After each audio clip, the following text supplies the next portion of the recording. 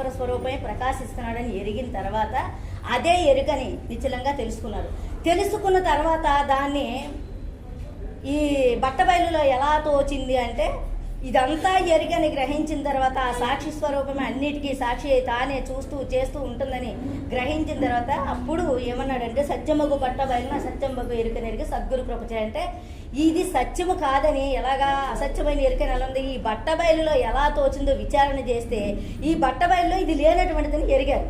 సత్యమైనటువంటి బట్టబయలులో అసత్యముగా ఎరుకనెరిగి సద్గురు కృపచే. సత్యము కాదని ఎరుకను సత్యముగా నమ్మి ఉంటే ఇది సత్యము కాదని ఎప్పుడు తెలుస్తుంది? జాగ్రత్తలో, స్వప్నంలో లేదు, సుషుప్తిలో లేదు, ఒక్క జాగ్రత్త అవస్థలో మాత్రమే ఉంది కనుక ఇది సత్యము కాదని సత్యముగా నమ్మి వింటే చాలన్నా అన్నాడు. ఎందుకని? సత్యముగా నమ్మి ఉన్నప్పుడు తానెవరో అలాగా ఇలాంటి వాడు మళ్ళీ ఉంటాడా అంటే ఇది ఎరుక లేనిదని విచారణ చేసి ఆశాంతం గ్రహించిన తర్వాత చాలన్న వాణితోటి సాటెవ్వరని అన్నారు. అంటే తాను లేని తర్వాత లేని ప్రపంచంలో ఇంకెవరన్నా ఉన్నారా? ఎవరు లేరు కదా. లేనప్పుడు తనకు సాటి ఇంకొకరు ఉంటారా? చాలన్న వాణితోటి సాటెవ్వరన్నారు. నిత్యానిత్యములని నిర్ణయం ఎరిగాక ఇక అలా ఎరిగినటువంటి వాడు నిత్యమని కానీ అనిత్యమని అసత్యమని కానీ ఎరగడానికే తాను లేడు. ఇందాక నాయన అన్నారు ఇది పరిపూర్ణాన్ని దర్శనం చేశారని ఆయన అన్నారు. ఎందుకంటే పరిపూర్ణము దర్శనమా అదర్శనం అంటే వాక్యాలు లేవు. దాన్ని ఎలా చెబుతారు? ఎలా చెప్పాలో అది అంత లోతుగా ఆలోచించే ప్రతి ఒక్కరు మాట్లాడతారు. అందుకని దర్శనం కరెక్టే. ఎలా అంటే దర్శనం అంటే నీవు లేకపోవడమే దర్శనం. నేను ఆశాంతము లేనని ఇక్కడ ప్రతి ఒక్కరు విచారణ చేసి తెలుసుకున్నారు కదా. తెలుసుకున్న తర్వాత మరి దర్శనమే కదా. నీకు నువ్వే దర్శనం కాదు. ఏదో వాచ నివర్తంతే అప్రాప్య మనసాసహ అన్నారు. వాక్కుకి మనసుకి అందనటువంటి నీకు నువ్వే తెలియనప్పుడు నీవు కానటి పరిపూర్ణం నీకు ఎలా తెలుస్తుంది? నీవు ఎలాగైతే నిన్ను నువ్వు విచారణ చేసి నేనైతే ఉన్నదో అదే పరమాత్మ వస్తువు, అదే జీవస్వరూపము, అదే గురుతత్వముని ఎలాగైతే నువ్వు అర్థం చేసుకున్నావో అర్థం చేసుకోవడమే దైవ దర్శనం. అంతే తప్పనించి కానీ మళ్ళీ ఇంక దైవం వేరేగా ఉన్నాడు నేను తాను దర్శిస్తున్నాను అంటే నువ్వు అది దర్శనం కాదు. అంటే నాకు ఎర్రగా కనిపించింది, నల్లగా కనిపించింది, పచ్చగా కనిపించింది అని చెప్పేదంతా కూడాను ఇది ఎరిగేవాడు అక్కడ ఉన్నాడు. ఏదైతే అన్నిటినీ ఎరుగుతుందో సర్వసాక్షిగా ఎరిగినటువంటిదే దైవం. ఎరగబడే దృశ్యమంతా నీవు కాదు, అది చిత్తు స్వరూపం.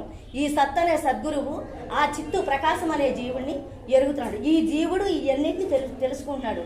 అంటే ఈ దృశ్య ప్రపంచం అంతా కూడా చిత్తు స్వరూపము. సత్తు లేకపోతే ఈ చిత్తు ప్రకాశించదు. అందువల్ల ఈ సత్తే సర్వాన్ని ప్రకాశింపజేస్తుంది కదా. ఏదైతే ప్రకాశింపజేస్తుందో అదే నీ స్వరూపము. అది నాది అని నువ్వు గ్రహించడమే ఇక్కడ దైవ దర్శనం తప్ప దీనినే ఎరగలేనటువంటి వాడు ఇది లేనప్పుడు, ఇది తెలుసుకోనప్పుడు ఎలా తెలుసుకుంటావు? అందుకే భాగవతుల వారు ఏమన్నా నిన్ను నీవు ఎరగవు, నీవెప్పటికి ఎట్టువాడవో నీ తెలుపుదా అన్నాడు. దేనికన్నాడు? నువ్వు ఎరగవు, దేవుడిని ఎరగవంటే అసలు నువ్వు ఉంటేనేగా. అవతల నువ్వు లోపలికి వెళ్ళిన తర్వాత నువ్వు ఎటువంటి వాడవో నాకు చెప్పు, నేను చెప్తాను అన్నాడు.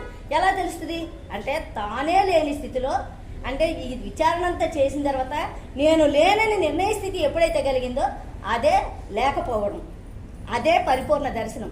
ఇంకంతకంటే ఇక దర్శనము అవ్వడము ఏమీ ఉండదు. అందుకే నాయన గారు నాకు విద్యాంతం బ్రహ్మ విద్యాంతం అన్నారు. అంటే విద్యకు అంతమైనటువంటిది ఏది? బ్రహ్మము. బ్రహ్మం ఏది? నేననే వస్తువ. లోక జ్ఞానంతో ఉన్నప్పుడు నేననే జ్ఞానం ఎవరికి తెలియబడదు.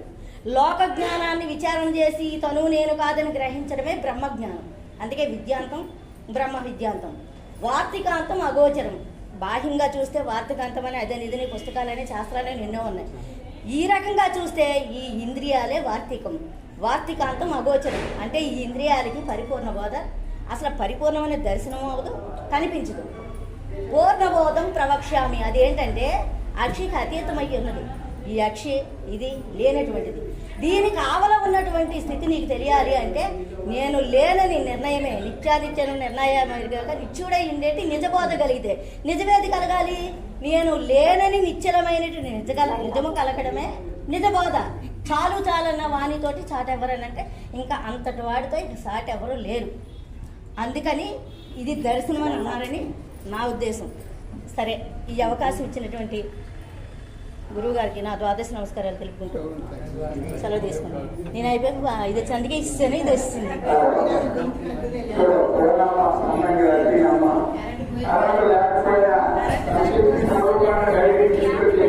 శాసనసభ్యులు